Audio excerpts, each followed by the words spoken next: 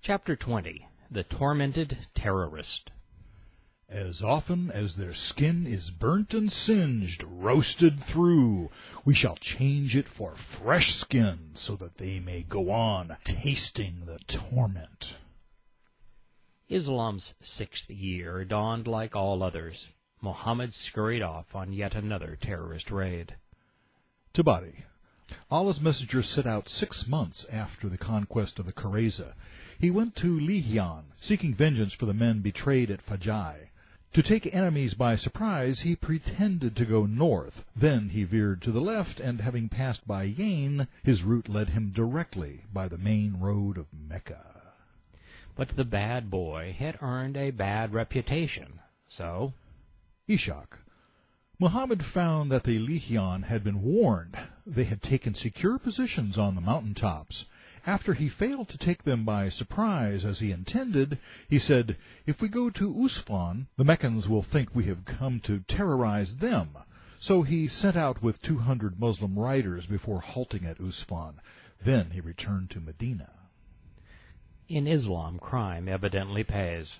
A few months earlier, Mohammed and his fellow militants could hardly muster 36 horsemen against the Jews. But now, having sold their children into slavery, they were 200 strong. While the raid failed, the militants recorded this little ditty. Ishaq. If the Lihyan had remained in their homes, they would have met bands of fine fighters, audacious warriors who terrorize. They would have confronted an irresistible force glittering like stars. But they were weasels, sticking to the clefts of the rock instead. The next hadith chronicles another failed raid. We learn that a man named after the Quran's first god, Abdurrahman, raided the Prophet's camels, driving them off and killing a herdsman. Tabari. Salama said, "Tell the messenger that the polytheists have raided his camels." Standing on a hill, I faced Medina and shouted, "A raid!" Then I set out after the enemy, shooting arrows and saying Rajaz verses. "Today the mean ones will receive destruction." Since all of Muhammad's camels were either stolen outright or purchased with stolen booty, the moral of the story is, stealing what's stolen is bad. The Islamic cavalry was sent in hot pursuit. Tabari. If you believe in Allah and know that paradise is real and that the fire is real, do not stand between me and martyrdom. But Abdurrahman dismounted and thrust his spear into Akram. So I shot Abdurrahman with an arrow and said, "Take that!" Muhammad's marauding horde failed to recapture the twice-stolen booty, but managed to recite some revealing poetry. Ishaq. War is kindled by passing winds. Our swords glitter, cutting through pugnacious heads. Allah puts obstacles in our victim's way to protect his sacred property and our dignity. The man who kindled the winds of war was Allah's apostle, our Amir, a man whose message we believe. He is a prophet who recites a luminous, light-bringing book. As you listen to this next angry diatribe, consider the message and the style. This is the same Rajaz poetry in which the surahs of the Quran were revealed, and it is the same message, making it synonymous with Allah's voice. Ishaq. Do the bastards think that we are not equal in fighting? We are men who believe there is no shame in killing. We don't turn from piercing lances. We smite the heads of the haughty with blows that quash the zeal of the unyielding. Non-Muslims. We are heroes, protecting our war banner. We are a noble force, as fierce as wolves. We protect our honor and protect our property by smashing heads. It's little wonder Hitler models Nazism after Islam. Then, turning the page, we are confronted with childish tales of braggadocious bullies vying for the Prophet's attention. One concludes with, Tabari. Then he set out at full speed after the enemy. He was like a beast of prey.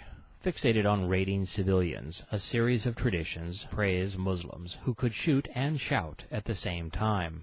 Mohammed assigns commanders, reviews his ranks, judges his companions' killing prowess, and sends everyone out against his enemies. Then, Ishaq and Tabari. When Allah's messenger heard about the Mustaliq gathering against him, he set out and met them at one of their watering holes near the coast. The people advanced and fought fiercely. Allah caused the Mustaliq to fight and killed some of them. Allah gave the apostle their children, women, and property as booty. When the Muslim militants went after the Meccan caravan and ended up fighting merchants at Badr, Allah said in the 8th surah that it was He, not them, who wielded the sword. When the Qanuqa, Nadir, and Qurayza Jews were terrorized, Allah again claimed credit in the 33rd and 59th surahs. On this day, Muhammad sets off with an army. They fight, and yet Allah says that He was the killer, the thief, and the slave trader. Believe what you want about God being an immoral thug. The Creator of the universe cannot be so impotent and delusional. He has to usurp credit for acts clearly performed by others. What's really happening here is the essence of Islam.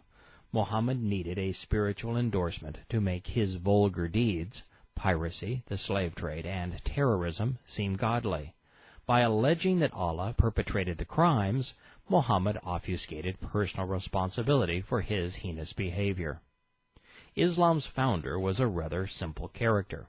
Abused as a child, he craved revenge. The Meccan leaders became his enemy, as they withheld the sustenance that flowed from the Kaaba ink. Muhammad sold his soul to the devil to take it away from them. As insecure as Hitler, he craved the things he thought would make him feel worthy: sex, power, and money. The motivation behind each of his terrorist raids was money.